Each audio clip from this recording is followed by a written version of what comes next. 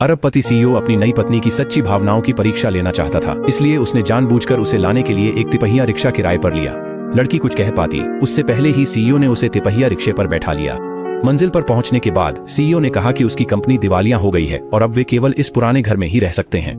लड़की ने गलतफहमी में सोच लिया कि सीईओ ने उससे शादी करने के लिए अपनी पुरानी हवेली बेच दी है। पता चला कि वे दोनों हाई स्कूल के सहपाठी थे और लड़की कई सालों से उस आदमी को पसंद करती थी। लड़के के अमीर और खुद के साधारण होने की वजह से वह अपने दिल की बात कहने से डरती थी और चुपचाप उसे पसंद करती रही। ग्रेजुएशन के कई साल बाद उनकी अचानक मुलाकात हुई। सीईओ ने उसे पहली नजर में ही अपनी हाई स्कूल की सहपाठी के तौर पर पहचान लिया। लेकिन उसी रात सीईओ के खिलाफ एक चालाक महिला ने साजिश रची। क्योंकि लड़की को उसकी सेहत की चिंता थी, वह जल्दी जल्दी उसके पीछे चली गई।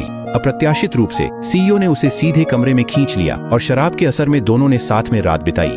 हालांकि उस आदमी के दोस्त को पता चला कि लड़की के पालक पिता गंभीर रूप से बीमार हैं और उन्हें सर्जरी के लिए तुरंत एक बड़ी रकम की जरूरत है। वह इस बात को लेकर आश्वस्त था कि लड़की सिर्फ पैसे के लिए ही सीईओ के पास आई थी।